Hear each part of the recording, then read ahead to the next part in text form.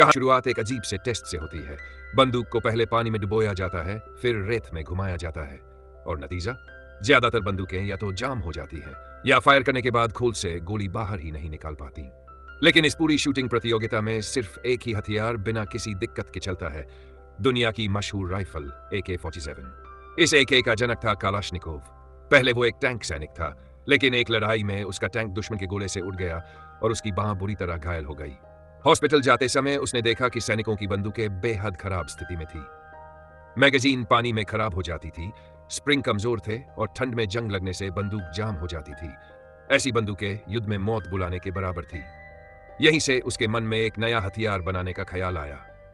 इलाज पूरा होने के बाद वो अपने पुराने मैकेनिकल स्टेशन पहुंचा और वहां के अफसर को बताया कि वो खुद की बंदूक बनाना चाहता है, क्योंकि पहले से उसकी मैकेनिकल स्किल सबको हैरान कर चुकी थी।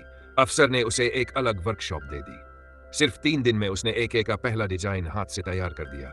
बाईं हाथ की चोट अभी ठीक नहीं थी, इसलिए उसने स्टेशन के मजदूरों को मदद के लिए बुलाया। साधारण दिखने वाले ये मजदूर असल में हाथ के बेहद माहिर थे और सबकी मेहनत से पहला AK-47 तैयार हो गया। अब बारी थी टेस्टिंग की। मजदूर ने राइफल उठाकर एक गोली चलाई। गोली सीधे पानी के ड्रम को भेद गई। फिर उसने लगातार फायर किया और हर गोली बिल्कुल सही निशाने पर लगी। यह था AK-47 का पहला टेस्ट। इसके बाद उन्होंने ड्रम को पलटा और अंदर से सारी गोलियां निकाली। हर गोली पर प्रेशर समान था, जिसका मतलब था कि बंदूक बेहद स्टेबल थी। AK को बड़े स्तर पर बनाने के लिए उसे सेना की मंजूरी चाहिए थी। काला राइफल लेकर मेजर से मिलने गया, लेकिन सैनिकों ने उसे पकड़ा और हत्यारा समझकर जेल में डाल दिया। लेकिन जब मेजर ने AK को देखा तो वो हैरान रह गया। उसने इसे खुद टेस्ट किया और पहली ही फायर पर उसे समझ आ गया कि यह बंदूक बाकियों से कहीं ज्यादा ताकतवर और सटीक है। मेजर ने तुरंत उसे बाहर निकलवाया, लेकिन बड़े पैमाने पर निर्माण करने के लिए एक सालाना शूटिंग प्रतियोगिता जीतना जरूरी था। यही वजह थी कि उसने जनरल को बुलाया। जनरल ने भी बंदूक टेस्ट की और वो भी दंग रह गया। इतनी स्थिर राइफल उसने जिंदगी में नहीं चलाई थी। फौरन उसने कला को प्रतियोगिता के लिए नामांकित कर दिया। कुछ दिनों बाद कला मॉस्को पहुंचा। यहां उसे रिसर्च इंस्टीट्यूट की खास वर्कशॉप मिली, पर किसी ने सोचा भी नहीं था कि AK पहली ही परीक्षा में फेल हो जाएगी। कला का मन टूट गया। वो घर लौटने निकला ही था कि रास्ते में उसे ट्रेनर ने रोक लिया। उसे यकीन था कि कला अभी भी बहुत बड़ा हथियार बना सकता है, इसलिए उसने उसे एक नया मौका दिलवाया, इस बार एक लाइट मशीन गन डिजाइन करने का। कला ने दिन रात मेहनत की। कुछ ही समय में नई मशीन गन तैयार हो गई। टेस्ट में वो बेहद सटीक निकली, जिसे कला का भरोसा वापस लौट आया। लेकिन फाइनल चयन के दिन यह डिजाइन भी चुना नहीं गया। 2 बार लगातार हारने के बाद वो पूरी तरह टूट चुका था। इसी बीच खबर आई कि जर्मनी ने सरेंडर कर दिया है, यानी द्वितीय विश्व युद्ध खत्म हो गया। हर कोई खुशी मना रहा था, पर कला बस चुप खड़ा था, क्योंकि उसे समझ ही नहीं आ रहा था कि उसकी मेहनत आखिर किस दिशा में जा रही है। युद्ध खत्म होने का मतलब था कि अब कला को बंदूकें बनाने की जरूरत नहीं थी। वो अपनी अधूरी राइफल उठाकर रिसर्च इंस्टीट्यूट के डायरेक्टर के पास गया और उनसे कहा कि अब उन्हें उसे घर जाने देना चाहिए। डायरेक्टर ने कुछ नहीं कहा, बस उसे एक फाइल पकड़ाई। फाइल में लिखा था, युद्ध भले खत्म हो गया हो, लेकिन सेना अब भी उनसे सबसे आधुनिक हथियार बनवाना चाहती है, यानी कला को अभी भी यहीं रुकना था। इसके बाद उसने पूरा दिल दिमाग फिर से रिसर्च में लगा दिया। पिछली 2 नाकामियों से मिली सीख को जोड़कर वो लगातार सुधार करता रहा और 2 साल बाद नई पीढ़ी का AK आखिरकार तैयार हो गया। टेस्ट शुरू हुआ। एक सिपाही ने लोहे के ड्रम पर हाथ से एक निशाना बनाया और फिर AK उठाकर फायर किया।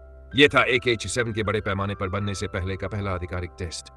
कला अपनी राइफल की परफॉर्मेंस से बेहद खुश था, लेकिन राइफल की आवाज सुनकर पेट्रोलिंग सैनिक पहुंच गए। क्योंकि उन्हें इस टेस्ट की आधिकारिक अनुमति नहीं थी, वो कला को तुरंत पकड़ कर ले गए। पर कला के चेहरे पर मुस्कान थी, उसे पता था उसकी मेहनत आखिरकार सफल हो गई है। अगले ही पल उसे जनरल के ऑफिस में लाया गया। ये वही जनरल था जिसने मशहूर DP मशीन गन बनाई थी। वो जानना चाहता था कि आखिर कला ने कैसी राइफल बनाई है जो उसे नियम तोड़ने पर मजबूर कर दे। इसके बाद शुरू हुई प्रतियोगिता की फाइनल परीक्षा। सभी गनों को पहले पानी में डुबोया गया, फिर रेत में लौटाया गया। इन हालात में बहुत सी बंदूकें जाम हो गई। जब जजों को लग रहा था कि इस बार शायद सब लोग बाहर हो जाएंगे, तभी कला की AK की बारी आई। AK ने न सिर्फ एक भी जाम नहीं दिया, बल्कि लगातार फायर करते हुए निशाने पर गजब की सटीकता दिखा दी। स्टेबिलिटी भी बेहतरीन। यही कला ने प्रतियोगिता का खिताब जीत लिया। इसके बाद AK-47 का बड़े पैमाने पर निर्माण शुरू हुआ और यह सोवियत सेना की मानक राइफल बन गई। 1949 में कला को पहली बार परेड में बुलाया गया, जहां हर सैनिक के हाथ में उसी की बनाई AK थी। यह देखकर उसका सीना गर्व से भर गया। भले ही AK-47 ने द्वितीय विश्व युद्ध में हिस्सा नहीं लिया, लेकिन आज तक दुनिया के आधे देशों की सेनाओं ने इसे अपनाया। ये सचमुच दुनिया की सबसे मशहूर और सबसे ज्यादा इस्तेमाल होने वाली राइफल बन गई, और साथ ही सबसे ज्यादा जान लेने वाली हथियार भी। लेकिन हथियार गलत नहीं होते, गलती हमेशा उन्हें चलाने वाले इंसानों की होती है। और बस इसी तरह एक साधारण सैनिक की जिद, मेहनत और लगन ने दुनिया की सबसे ताकतवर राइफल को जन्म दिया। AK-47 ने वक्त बदल दिया, कई देशों की फौजों का चेहरा बदल दिया। पर एक बात हमेशा याद रखनी चाहिए, हथियार कभी गलत नहीं होते, इरादा गलत हो तो तबाही होती है। अगर आपको यह कहानी पसंद आई हो, वीडियो को लाइक करें, चैनल को सब्सक्राइब करें और कमेंट में बताएं आपके हिसाब से AK-47 को दुनिया की नंबर 1 राइफल क्यों माना जाता है। मिलते हैं अगली कहानी में।